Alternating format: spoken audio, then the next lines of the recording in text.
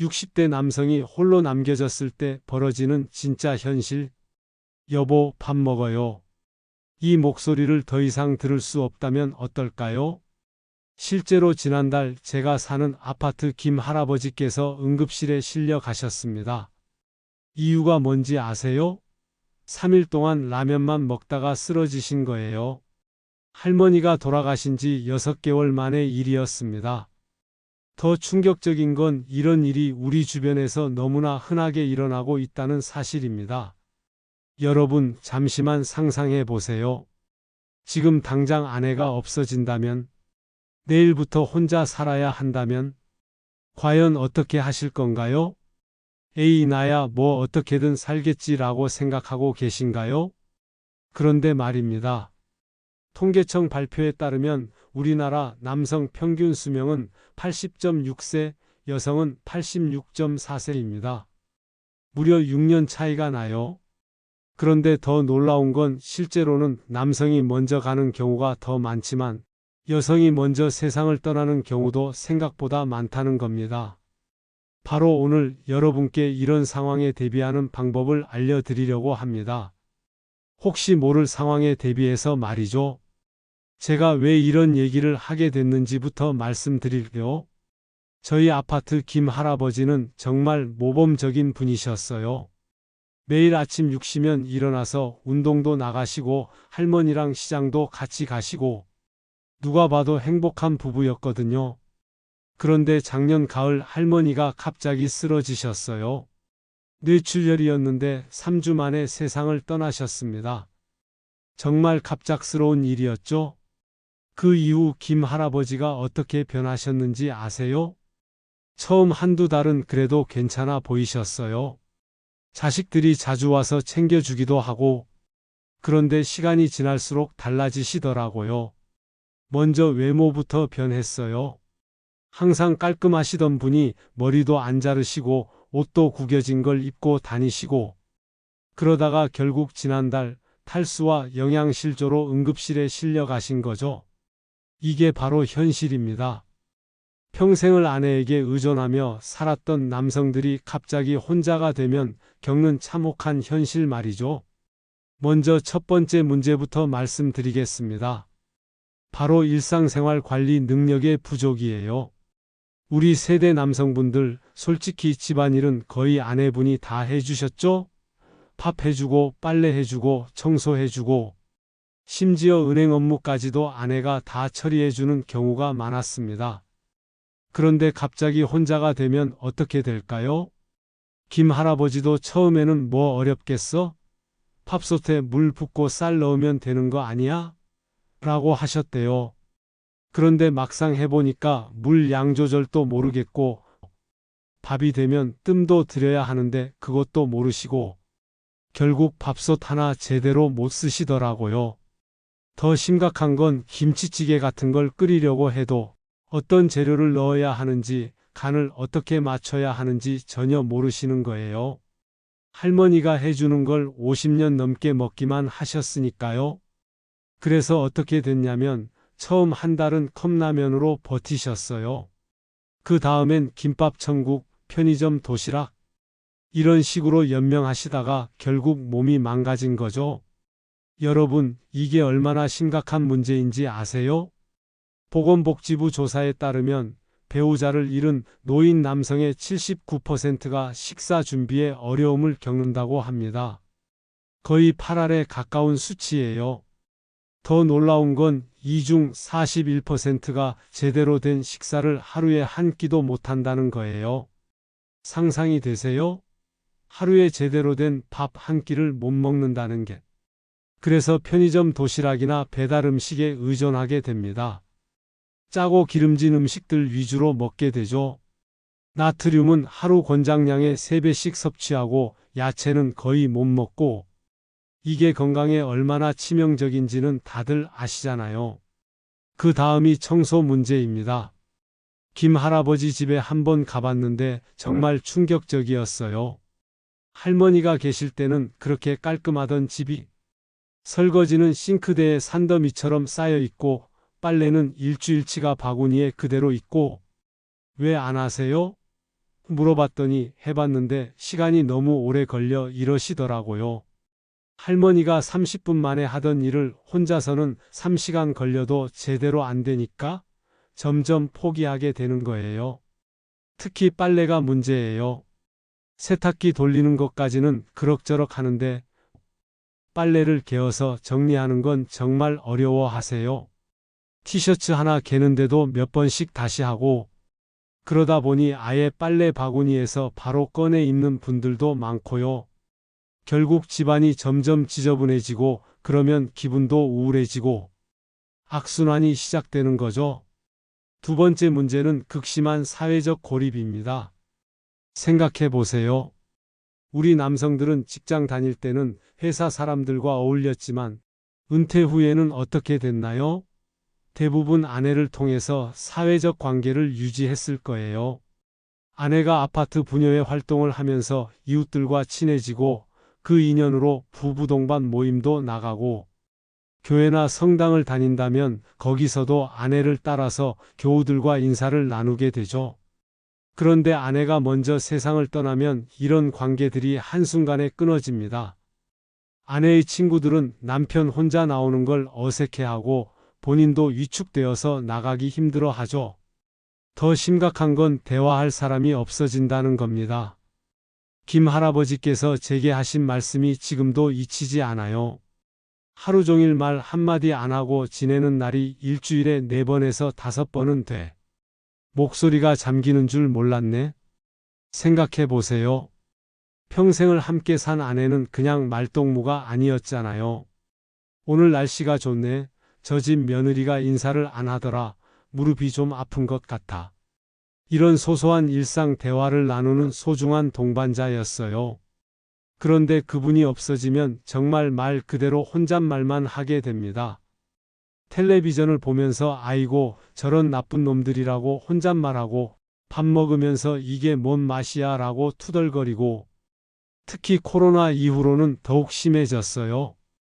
경로당도 제대로 못 가고 복지관 프로그램도 축소되고 정말 갈 곳이 없어졌거든요.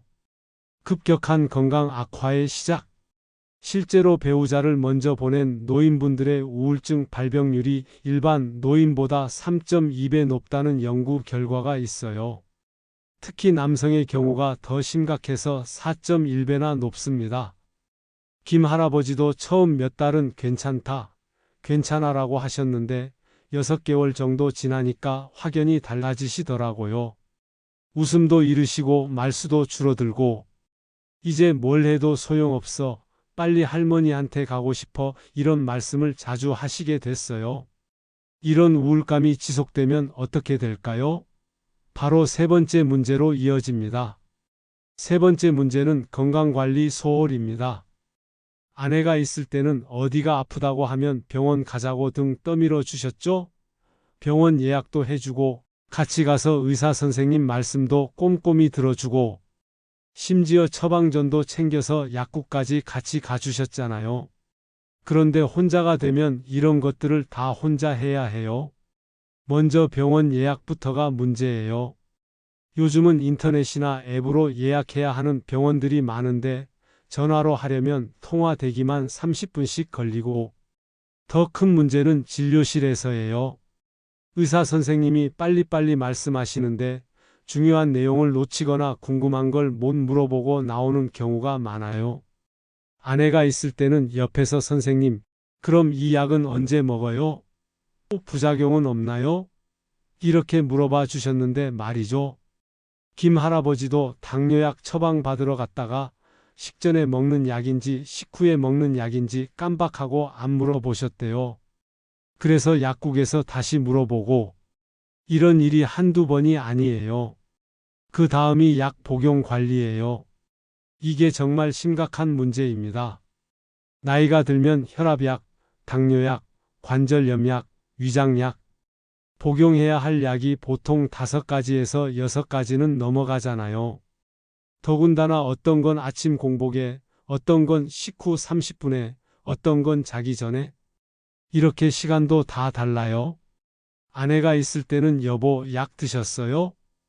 아침 약 빼먹으셨네요. 이 약은 물 많이 마시고 드세요.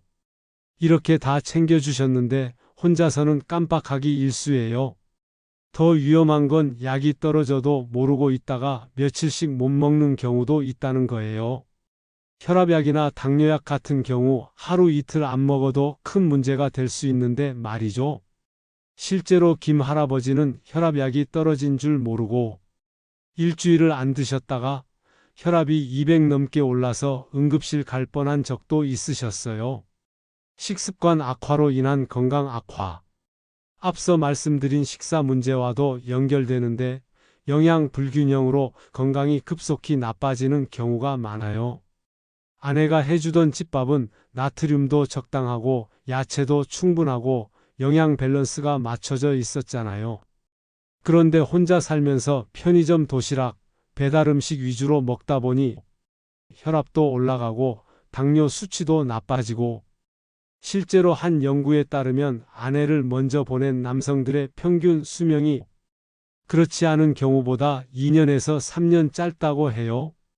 건강관리를 제대로 못해서 그런 거죠. 그렇다면 어떻게 해야 할까요? 정답은 하나입니다. 미리 준비하는 것이에요. 첫 번째는 아내가 건강할 때 미리미리 생활 기술을 배워두는 것입니다. 남자가 무슨 요리를? 이런 생각 버리시고 기본적인 요리법 정도는 꼭 익혀두세요. 제가 추천하는 필수 요리 5가지를 알려드릴게요. 밥 짓기와 죽 끓이기 이건 정말 기본 중에 기본이에요. 계란 요리, 계란찜, 계란 후라이, 스크램블 정도. 간단한 국물 요리 미역국, 콩나물국, 계란국. 볶음 요리 김치볶음밥, 계란볶음밥 정도. 찌개류 김치찌개, 된장찌개 기본 레시피. 이 정도만 할 줄 알아도 굶어 죽지는 않아요. 요즘은 유튜브에 정말 친절하게 가르쳐주는 영상들이 많으니까 아내랑 같이 보면서 연습해 보세요. 그리고 지금부터라도 집안일을 조금씩 분담해 보세요. 빨래 개는 방법부터 시작해서 청소하는 순서, 설거지 요령, 이런 것들을 하나씩 배워두시면 나중에 큰 도움이 됩니다. 처음엔 서투르고 시간도 오래 걸리겠지만 하다 보면 늘어요. 아내한테 어떻게 하는 거야? 물어보세요. 처음엔 귀찮아하실 수도 있지만 나중에 혼자 남겨질 걸 생각하면 오히려 고마워하실 거예요. 두 번째는 본인만의 사회적 관계망을 반드시 만들어 두는 것입니다. 아내에게만 의존하지 마시고 본인도 적극적으로 사회활동에 참여하세요. 이건 정말 중요해요. 추천하는 활동들, 동네 경로당 가장 가까운 곳부터 시작하세요. 복지관 프로그램 탁구, 바둑, 노래교실 등, 종교활동 교회, 성당, 절 등에서의 봉사활동, 동호회 등산, 낚시, 사진 등 취미활동, 자원봉사, 급식봉사, 환경정화 활동 등 특히 같은 또래 남성들과의 관계가 중요해요. 여자분들은 수다도 잘 떨고 서로 챙기는 문화가 있는데 우리 남자들은 좀 서먹하잖아요. 그래도 용기 내서 먼저 다가가 보세요. 안녕하세요. 처음 뵙습니다. 이 한마디면 충분해요. 나이 들어서 새로운 친구 만들기가 쉽지 않지만 만들어두면 정말 소중한 자산이 됩니다. 세 번째는 건강관리를 체계화하는 것입니다. 이것도 정말 중요해요. 건강관리 체크리스트 만들기. 병원 연락처 정리, 자주 가는 병원들 전화번호를 한 곳에 적어두세요. 복용 약물 목록 작성, 약 이름, 복용 시간, 용량을 적은 메모를 지갑에 넣어두세요. 정기검진 일정표, 건강검진, 치과, 안과 등 정기검진 날짜를 달력에 표시. 응급상황 대비 응급실 연락처, 자녀 연락처를 냉장고에 붙여두세요. 약 복용 관리 요령. 스마트폰 알람을 활용하세요. 아침약, 점심약, 저녁약 이렇게 설정해두면 깜빡할 일이 없어요. 요일별 약통을 준비해서 일주일치를 미리 정리해두세요. 약이 떨어지기 전에 미리 처방받을 수 있도록 달력에 표시해두세요. 김 할아버지도 이런 시스템을 만들어 드린 후로는 약 복용을 제대로 하고 계세요.